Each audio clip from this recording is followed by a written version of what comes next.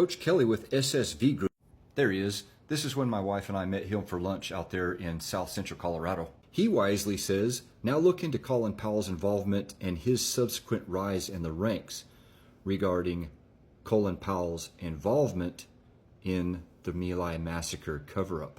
You guys are probably saying, wait, Colin Powell was somehow involved in the My Lai massacre cover-up?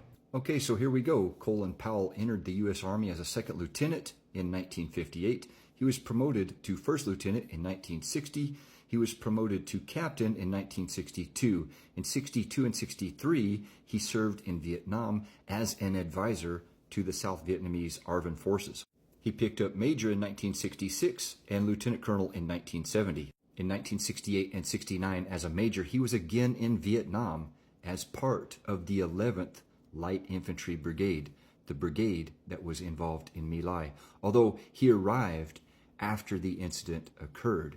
In 1968 and 69, again in Vietnam, then Major Powell had one of his tasks assigned to him be investigating a letter written by a specialist, Tom Glenn.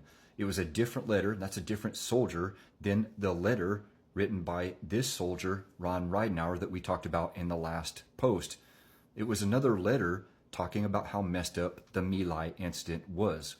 That investigation, conducted by then Major Powell, concluded that the letter by specialist Tom Glenn was BS, and it reported that the United States enjoyed great relations with all South Vietnamese. Once the truth came out, that investigation was seen as a major cover-up, but that didn't stop his career. He got promoted to full bird colonel in 1976 and served as executive assistant to Donald Rumsfeld. He got promoted to brigadier general or one-star general in 1979. Here he is earlier than that, shaking hands with then President Richard Nixon. He got promoted to major general or two-star general in 1983 and served as senior military assistant to the Secretary of Defense Caspar Weinberger. He got promoted to lieutenant general or three-star general in 1986 and was appointed as Deputy National Security Advisor, and later he was the commander of 5th Corps, U.S. Army Europe.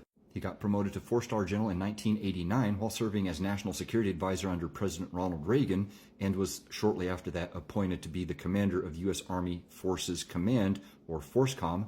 At that time, he worked under Admiral Poindexter, by the way, and helped the administration manage the Iran-Contra fallout. He was the youngest and first black ever chairman of Joint Chiefs of Staff, and in that capacity, he oversaw Operations Desert Shield and Storm in Kuwait and the Middle Eastern Theater, operations in Somalia, and Operation Just Cause in Panama from 1989 to 1993. And from 2001 to 2005, he was the U.S. Secretary of State under George Bush, and he provided the United Nations the United States justification for the invasion of Iraq in 2003. Throughout his glorious and illustrious career, he doubtlessly had numerous high-level meetings with the FBI's dirty little sister.